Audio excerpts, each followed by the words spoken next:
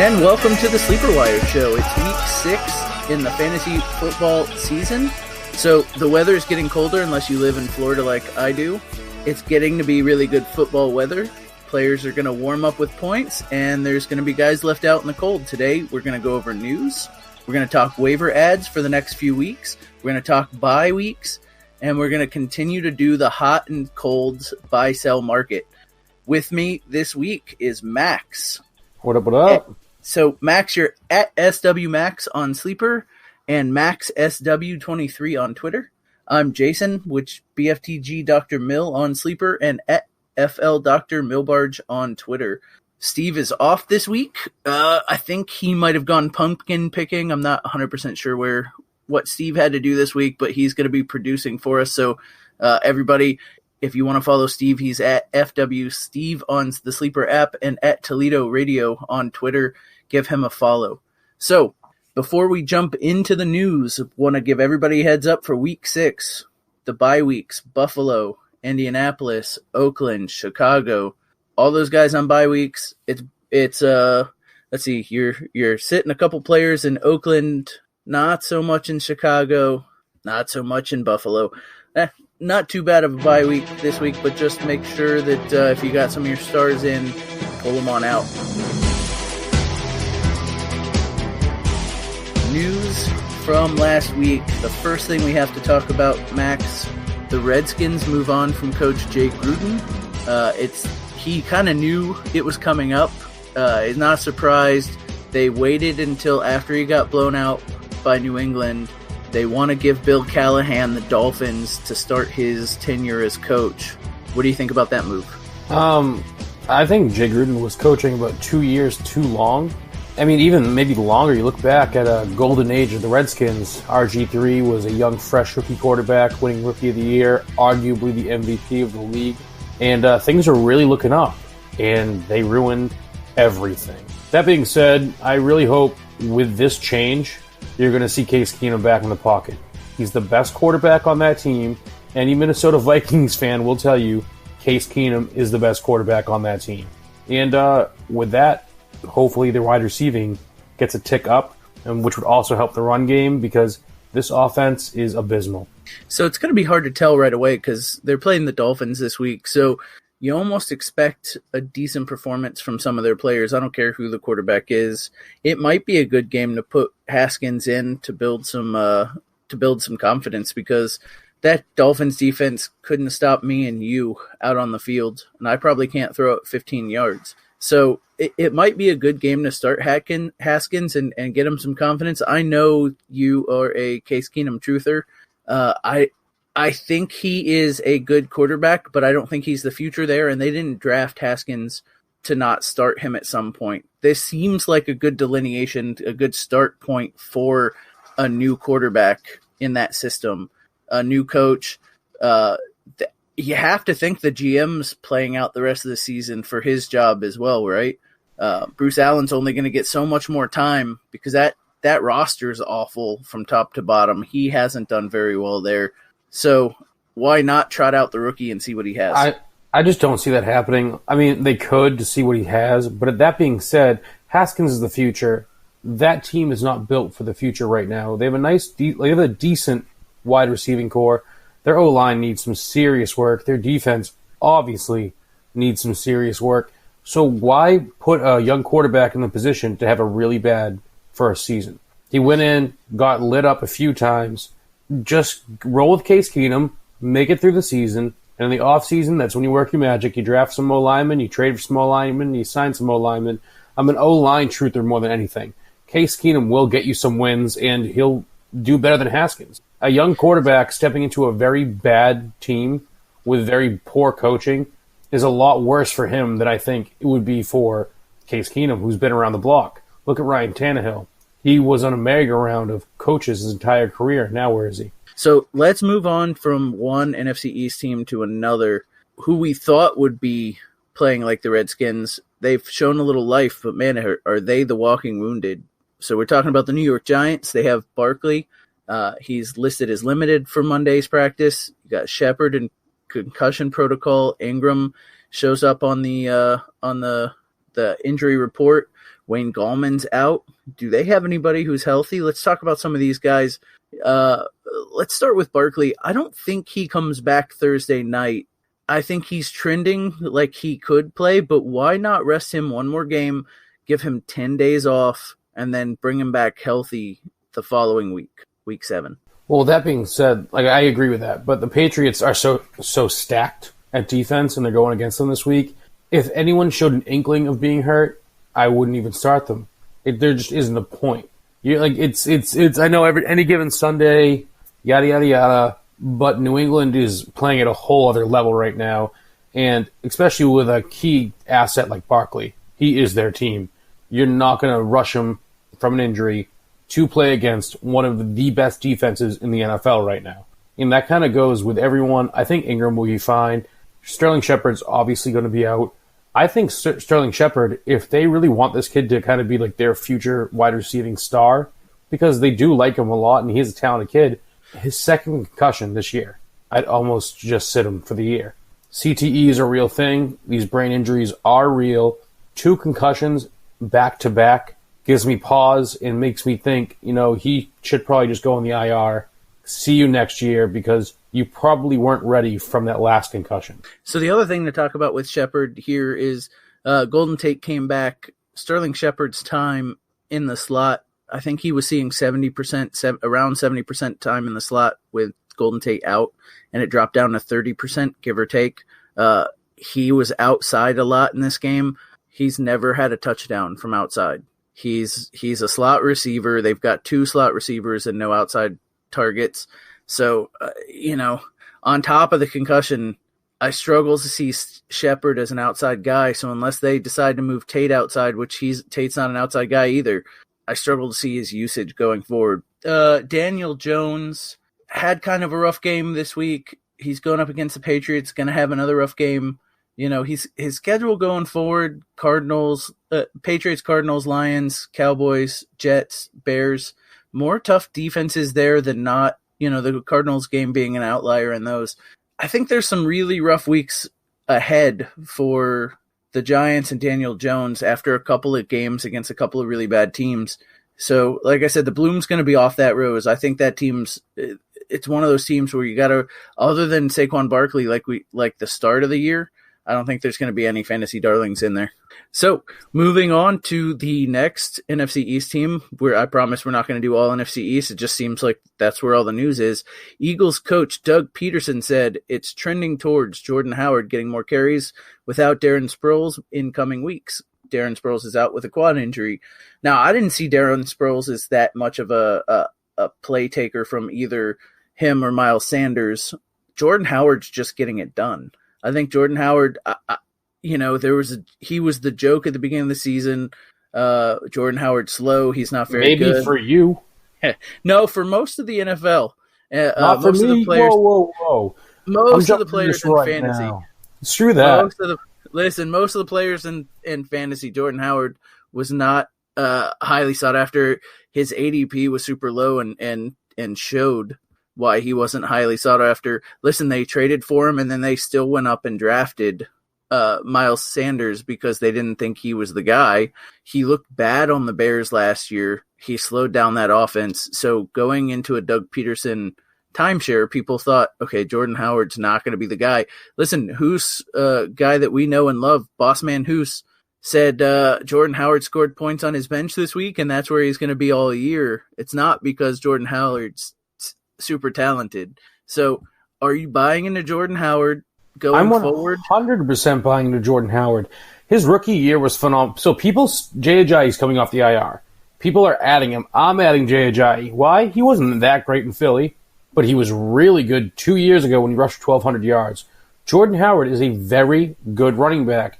Oh, they gave up on him. Well, he gave up on the Bears. He slowed the Bears down.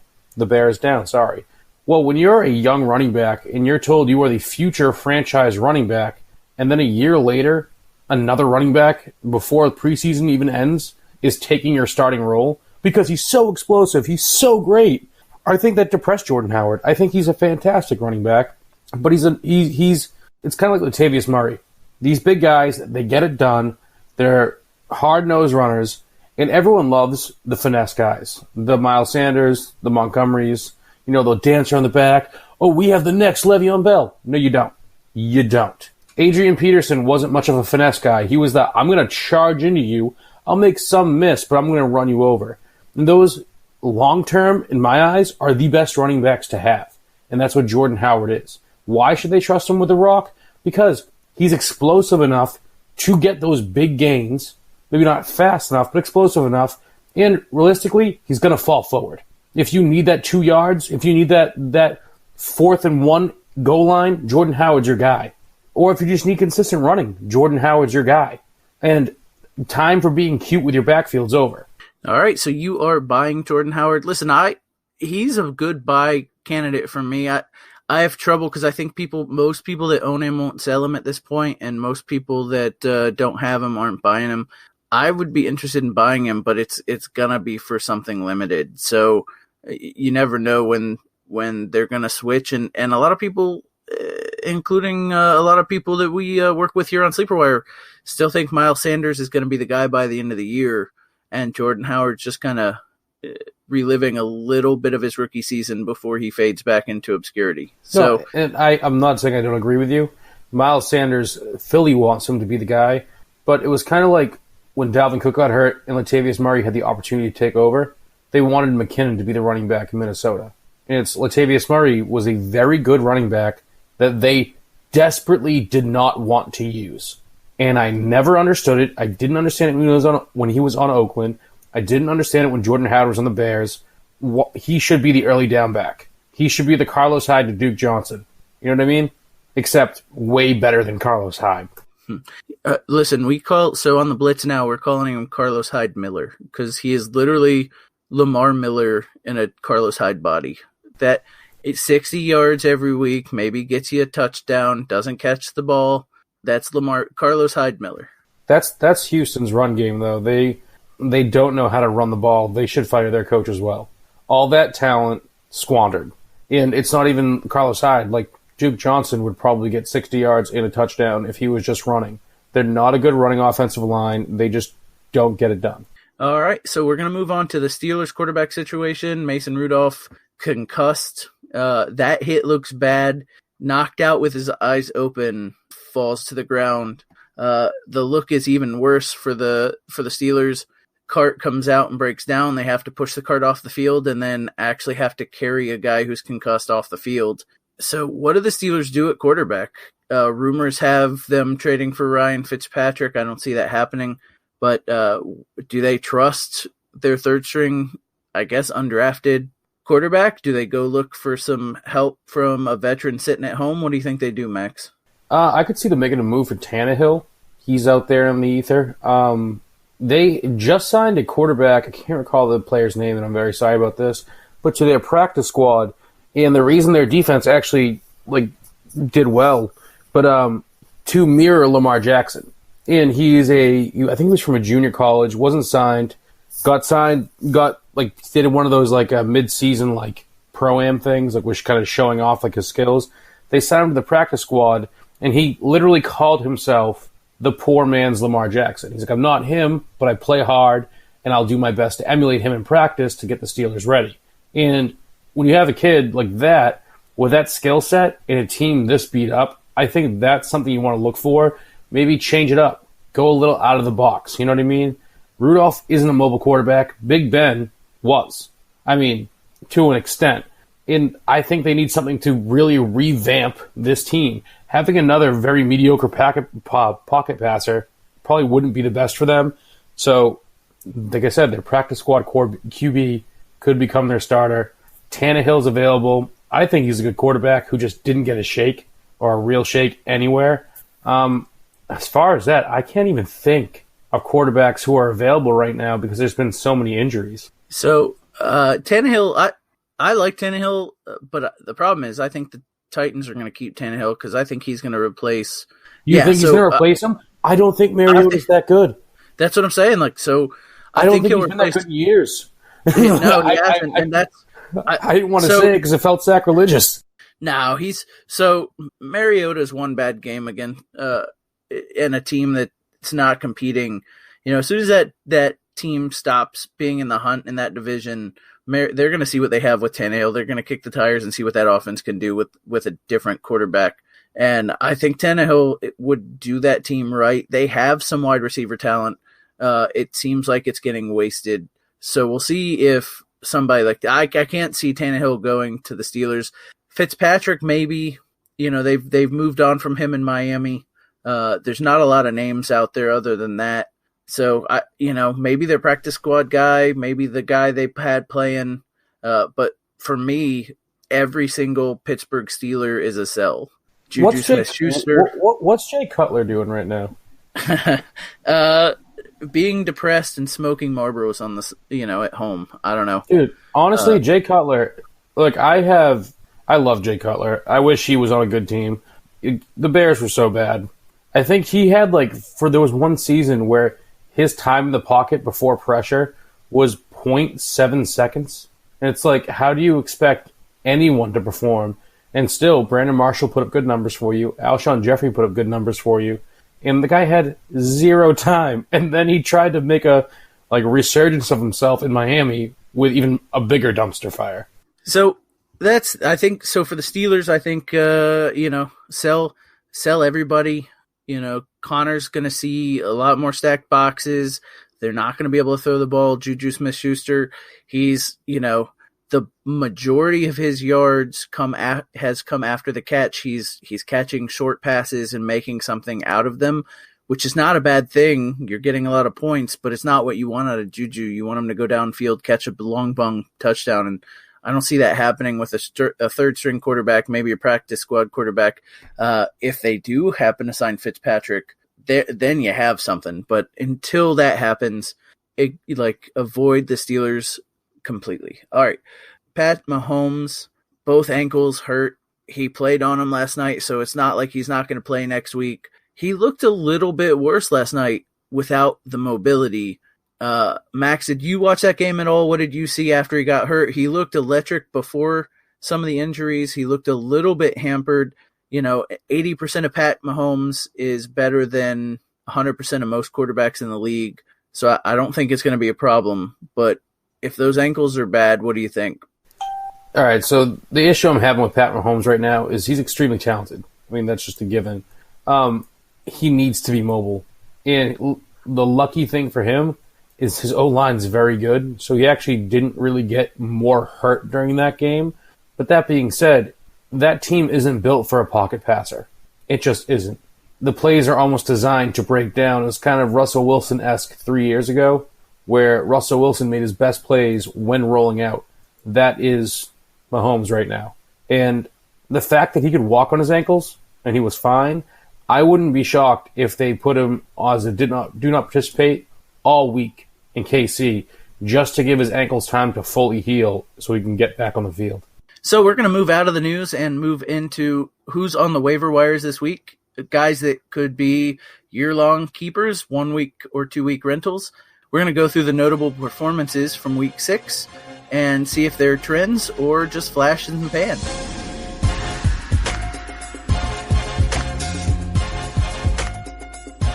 So the first guy I want to bring up is Byron Pringle. He had 6 receptions, 103 yards, and 1 touchdown. Max, we talked before the show. We liked what we saw from him. He looked electric on the field, but I think we both agree here that if at best he's a 1 week rental, and likely maybe not even that if Tyreek Hill comes back. So you'll have Tyreek, you'll have Mecole Hardman, you'll have Sammy Watkins if he gets healthy, you'll have Demarcus Robinson. Is there a spot for Byron Pringle on this offense, especially given that Tyreek's return is imminent?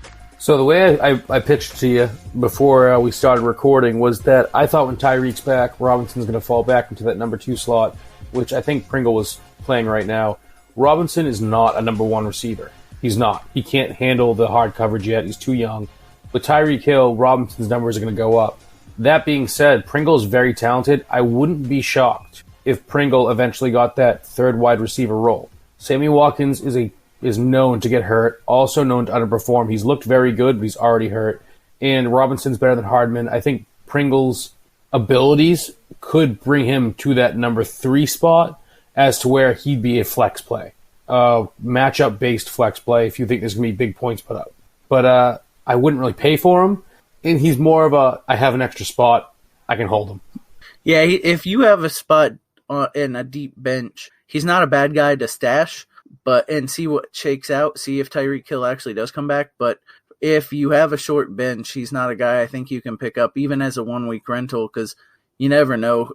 With the Chiefs, it seems like one wide receiver while Tyreek Hill's out is having his way with the other team each week, and the other wide receivers are doing okay, but not giving you anything you need. So I think Byron Pringle, for me, is only an add if you have a deep bench. The next guy we're going to talk about is Gerald Everett, tight end, Rams. It's a position you need. I think depending on your format, he's ranked right around the 10th ranked tight end right now. He's had a couple good weeks, had a good week against the Bucs. Last week he had 7 receptions, 136 yards against the Seahawks. What do you think about Gerald Everett in a position that is void of talent once you get past the top couple guys? I think if you were the Hunter Henry owner, and maybe he's in the IR on your bench, and you're kind of just plug and playing tight ends, he's probably a good stash, a good guy to grab and use going forward. But at the same time, I plug and play tight ends. Would I mind having Everett? Not at all. He's definitely not owned yet. I'd grab him. It really depends on what you have.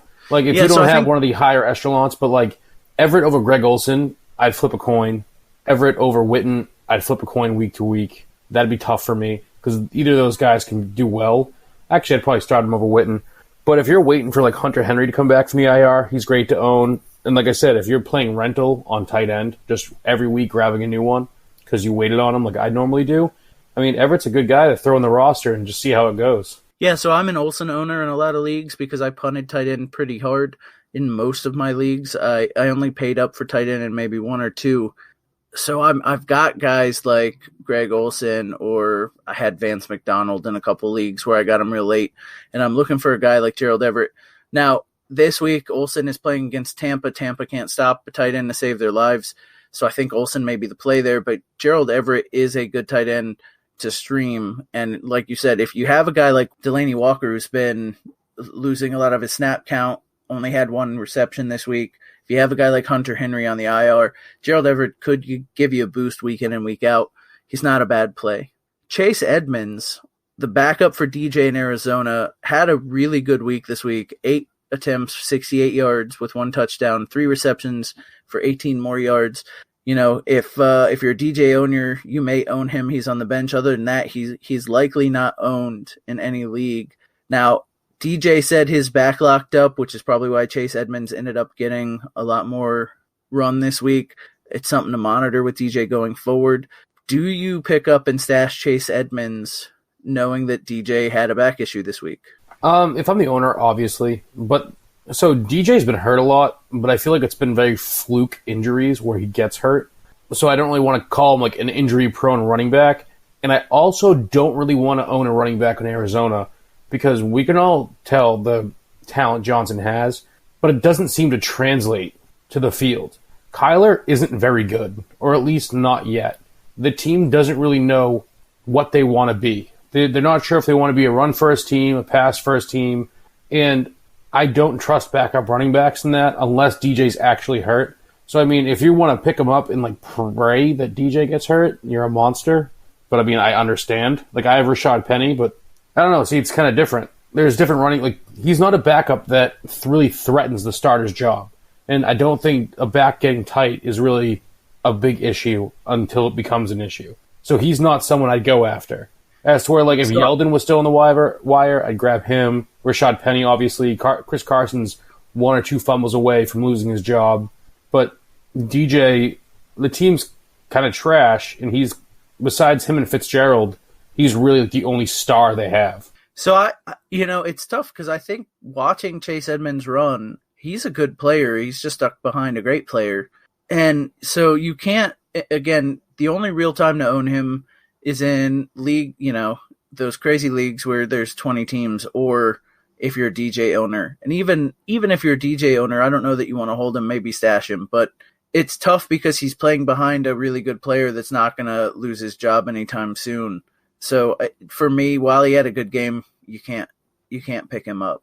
Next guy on our list, one of the only healthy players on this team, Darius Slayton, rookie, 4 receptions, 62 yards, and a touchdown. He had a nice long touchdown reception. Darius Slayton is one of the only healthy guys the Giants have. They have to throw the ball because they don't have any healthy running backs. This week is probably not the week to pick him up playing against New England. What do you think about Darius Slayton? Do you think he has a role going forward? To me, he's a hold-off. I don't pick him up at all. He's a hold-off, but he's also a grab and stash. He's another one of those, if you have that empty roster spot, if you're like me, who I have 2 players who aren't even on teams right now, and I'm just kind of waiting to see what happens with them, as in Jay Ajayi. Well, Harris is on a team, but he's on the Patriots. And besides his amazing preseason, they haven't used him. And I'm really hoping they do soon. But I have Jay Ajayi, not even signed. I could drop Jay Ajayi and add him. And in 2 weeks, especially if Shepard's out for an extended period of time, or he could even become the outside guy. There is talent there. So he's a speculative add, but definitely not starting him this week against the stout Patriots defense. Darren Fells, 2 receptions, 2 touchdowns, 20 yards. You can't get more productive than 2 for 2 as far as receptions to touchdowns. That being said, 2 receptions, we're not buying into this, are we? It's nice to see that Watson's looking to him in the red zone, but that being said, this week was a fluke week all around for that team. I feel like Watson was on fire, 5 touchdowns. I don't see that happening again for him this year because he hasn't really been playing well. But as far as Fells goes, he's one of those I plug and play every week. And in the red zone, he's obviously going to get targets, which is great. But 2 for 2 touchdowns is such a fluke, it's insane. Mohamed Sanu, 5 receptions, 42 yards, and a touchdown. This comes off the back of a highly targeted game where he didn't get a touchdown, but he had 80-plus yards. Mohamed Sanu, is this real? So every year he seems like it's real. It's real. Yeah, he's Mr. Consistent. He's a wide receiver 3 or better every year. Seems to get ignored most years. He's a decent add if you need a safe floor. You know, if you got a lot of boom or bust guys and you need somebody to not get you a 0 for a week, Mohamed Sanu seems like the guy to pick up. 100%. Auden Tate, 3 receptions, 26 yards, and a touchdown. Touchdown saved his day. Do you feel safe with any Bengals player? Not until the Red Rocket retires. Yeah, it's, this should have been a game where the Bengals scored a whole bunch of points. The Cardinals' defense is bad. Eifert should have had a good game against a team who hasn't stopped a tight end all year. All right, Eifert is trash.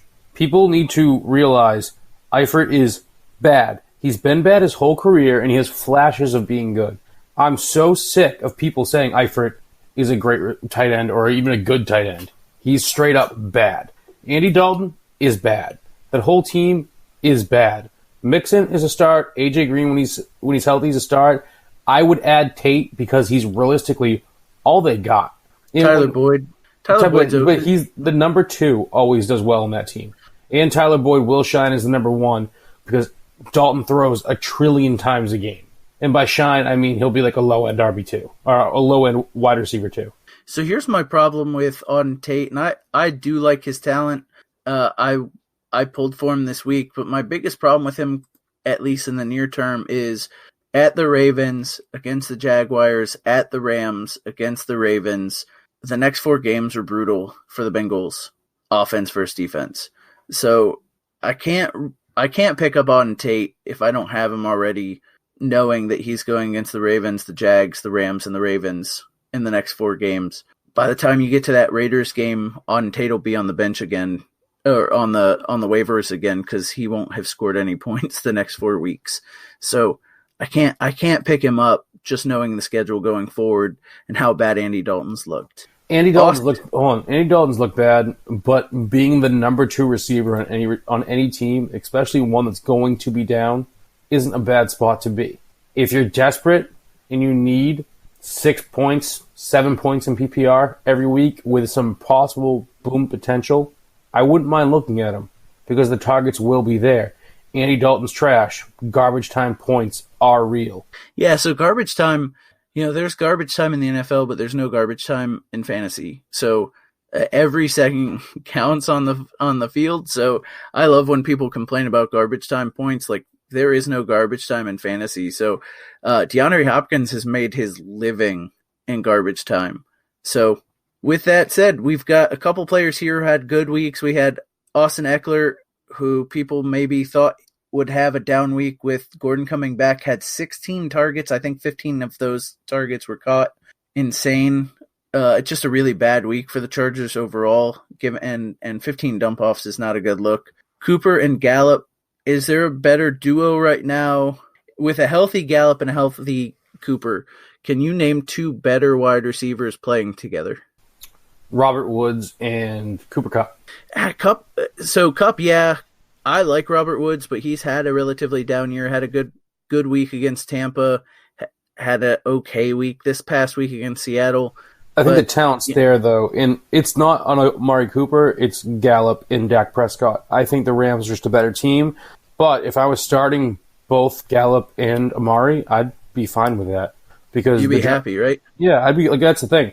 If I was starting Woods and Kupp, I'd be fine. If I was starting Cooper and Gallup, I'd be fine. Either way, I'm fine.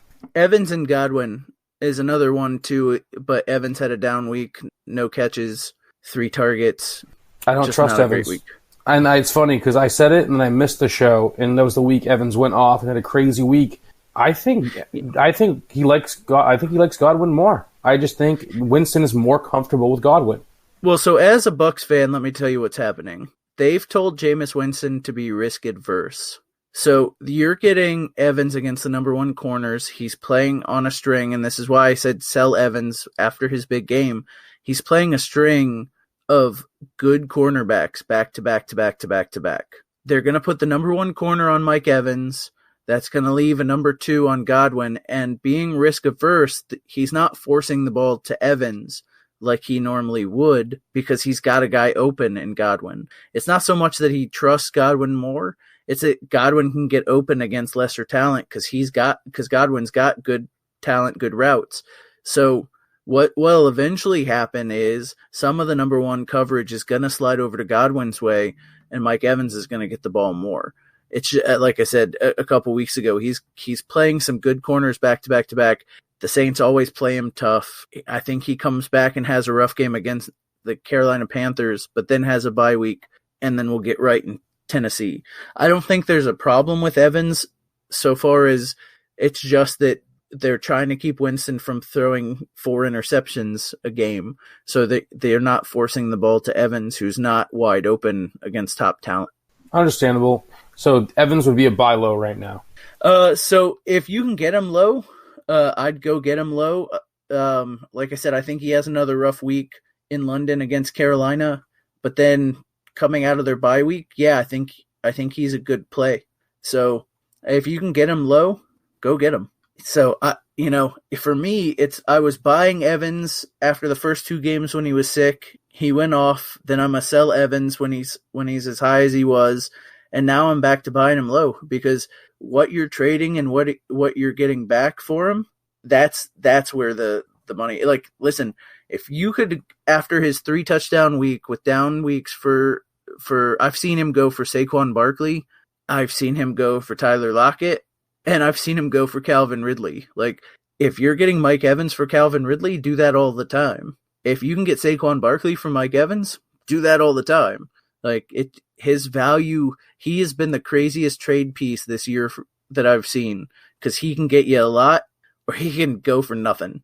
So it's really fun to watch Mike Evans get traded around in my leagues. Since we just talked about Mike Evans, we're going to talk about buying and selling players. DeAndre Hopkins, he hasn't eclipsed 100 yards since the opener, and that was the last time he found the end zone. Max, is the talent still worth buying, or is the downward trend there something to scare you off? I don't understand the emergence of Fuller. Like, he's good, but I just don't get it. He's definitely a buy. I mean, the issue with buying him is the fact that he's still holding a premium price tag because he is who he is. He's extremely talented. Texans' offenses looked very strange, but I'm still going after him if I can. If I could sell Mike Evans on him, I would. If I could Gallup, I'd probably do that. Trying to think of who else I could sell. I would say Allen Robinson, but I love Robinson, so I can't. So I would trade Allen Robinson for DeAndre Hopkins. So yeah, you're all Allen Robinson haters. No, I like Allen Robinson. I like the talent. I don't like the team. I don't like the quarterback. What I can say is, with a guy like DeAndre Hopkins, you're never going to buy him for nothing. I don't care how low he goes. His name's got value. So it's about buying him for, do you trade him for T.Y. Hilton? Do you trade him for, Do do you trade him for Derrick Henry? I'd rather Hopkins over T.Y. Derrick Henry, I'd want Derrick Henry. Well, so that's really specific though. Like, do I need a running back? Am I okay at wideout? Because if I have Hopkins, let's say I have Hopkins, Robinson, and Kupp, and then I have, I don't know, someone on my bench, like Emmanuel Sanders on my bench, but my running backs aren't the best. If I have Austin Eckler and Leonard Fournette, and I'm afraid of Eckler, yeah, I'd probably trade him for Henry. All right. So George Kittle is having a decent night. He got his first touchdown. We're not going to know the end of the game stats by the time we're done recording. You still buying Kittle? He's still got a premium price. After this game, I can see it going back up. Tight ends are so hard to come by. Yeah, tight ends are so hard to come by that you have to buy. I mean, if you're the owner, be happy. Like, I have Kelsey. It's kind of funny because I have Kelsey, and people tried underselling me on Kelsey. They were trying to offer me peanuts, and I'm like, Travis Kelsey hasn't even had a down. Like, his bad weeks are still better than some tight ends' best weeks. And Kittle hasn't had a good week, but Kittle's still a premium. He's top 5 tight end. Absolutely. So, it's hard with tight ends, especially when they have a couple of down weeks, don't catch touchdowns. But, the talent's still there. They're still in the top 5, and there's not a lot of talent around them. So what are you going to replace them with? If you're one of the guys that you have Kittle and you picked up Waller off the waiver wire, trade Kittle and get a premium for him, especially to a guy who drafted O.J. Howard or punted like I did. But, what are you getting back for him? I'm still trying to buy premium tight ends at this point, trading a middle running back. Again, I'll trade Derrick Henry for George Kittle. I am selling Derrick Henry just because we've seen Dion Lewis get a couple of passes and they're not running Derrick Henry into the ground like they said they were going to. But I'm buying George Kittle. Sell high. What do you think you could get for Will Fuller after this week? Do you think people are buying after 1 week, or are they going to wait for one more week? Some people will buy. You might be able to scoop Allen Robinson, Josh Gordon, these kind of nicer tight wide receivers that haven't really performed, but they've been very consistent. Allen Robinson did have a good week this week, but these guys that aren't really too flashy, but they're always consistent. I could see Robert Woods going because he's had a down year, even though he's still doing fine. Like I said, him, Josh Gordon, Allen Robinson. I mean, if someone's crazy, they might trade away. Oh, I can't recall his name. The wide receiver for the Chargers. I'm blanking. Keenan Allen, because he hasn't really been performing that well. I could see him like a crazy owner. Or you could do the hard sell, being like, Hopkins is down. It's Fuller's time to shine. They've been saying it for years. We know it's going to happen. So you can get those higher-end wide receiver twos. Jarvis Landry would be an option.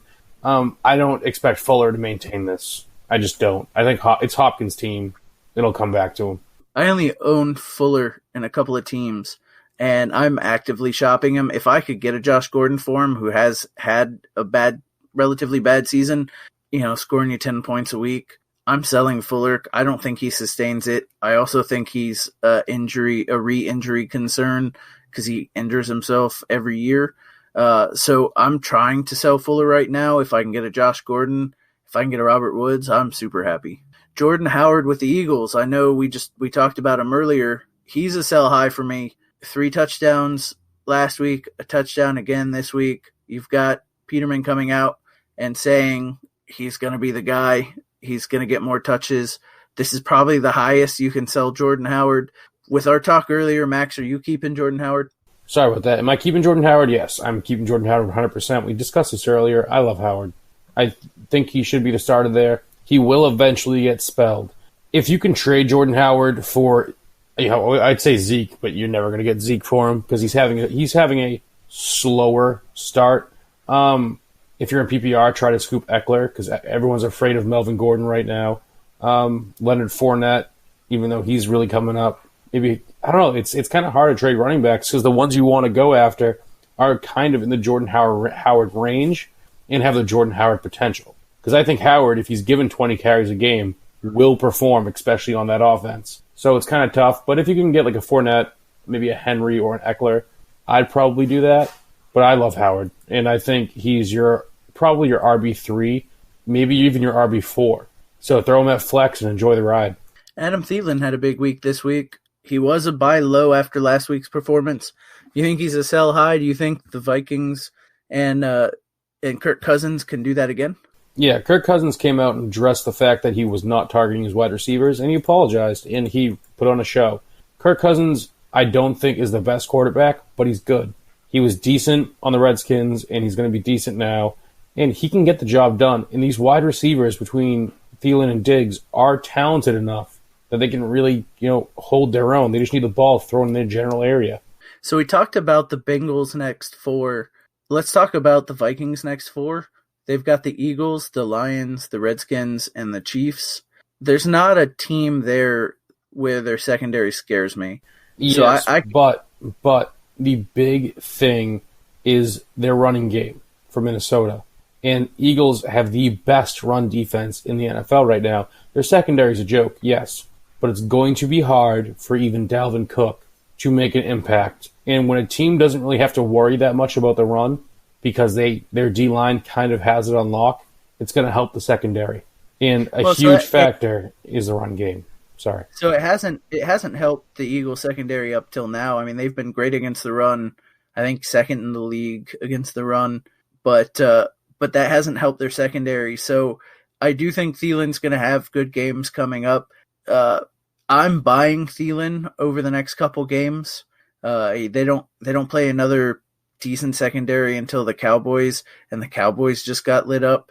Most of that was on the ground. So they don't play a decent secondary until the Cowboys in November.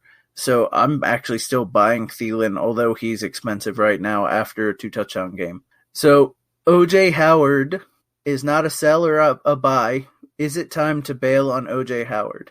Yeah. I mean, it's that simple. Go for Everett. If you have O.J. Howard, go for Everett. The two school of thoughts I've heard are it's time to bail, he hasn't done anything, or what are you bailing to? The tight end position's a wasteland. So if Everett's out there, go get him. But, what are you scraping the bottom of the barrel? Or are you trotting out O.J. Howard because he has talent and he could potentially week to week play well? I mean, the only time I'm trotting out O.J. Howard is if they have a positive tight end matchup. Even then, Brait is still there, and he's shown some talent there, or some usage there. I'd go for Everett. Hunter Henry might be on the wire still. I'd grab him and ride out OJ until Henry's healthy. Fells and just hope. Because, Fells is kind of what you're hoping out of O.J. Howard at this point. Just some really surprising work. And at least Fells, is going to get targeted in the red zone. I just don't know what's going on with him, and I don't trust Howard at all. Yeah, we came into the season wondering whether or not Bruce Arians would adjust his system for what everybody expected to be decent tight end talent. Jameis Winston's always been a guy who's targeted tight ends, so people thought, well, that's not going to change just because of the coaching. But it has changed. Part of it is that their offensive line is pretty bad, so they're keeping O.J. Howard in to block. Part of it's that O.J. Howard's not getting open, and when he does, he's not catching the ball. For me, he's a sell. It's time to cut bait, and I'll pick him up week to week if there's if they have a good matchup. Last guy we're going to talk about tonight is D.D. Westbrook. He was the offseason darling, climbed up draft boards late in the offseason. Is he usable again after a halfway decent performance and Gardner Minshew looking like he can sling the ball all over the field? Well, I think Gardner Minshew is the truth. I think everyone thinks Gardner Minshew is the truth. I kind of feel bad for Foles. And I actually had a buddy tell me, he's like, they're going to go back to Foles once he's healthy. I was like, no, they won't. Well, they paid him all that money. I'm like, Seahawks paid Matt Flynn money, and Russell Wilson's been the starter ever since. I'd speculative ad, yes. I'd have him. I'd wait a week or two with him on my bench, but I'd want to own him because that offense is looking very explosive. All I have to say is I wish somebody could pay me $20 million and then feel bad for me when I got to hold clipboard instead of getting my brains knocked out every week. That's how I want you to feel bad for me with $20 million in my account. Yeah, me too. But no, I think he's a guy to hold. I don't think you trust him. I want to see it for a couple weeks. DJ Chark is the guy there. I think he's the number 5 wide receiver, depending on your format. 5 touchdowns in the last 5 games, 2 this last week. Guy looks to be a star. And Gardner Minshew, the guy who can throw the ball over mountains, is making that happen. All right, so that's going to end it for this Monday show. Tune in Tuesday for a live waiver show. The Great Debate with Professor Chris will be released Tuesday morning. Wednesday, you can catch Mail Sack live. Take your questions, calls live to get ready for Week 16. Show starts at 7:30 Eastern. And you can listen in at sleeperwire.com and look for the Mixler player on the homepage. Max, thank you for another great show, and good luck this week. Appreciate it. Good luck, guys.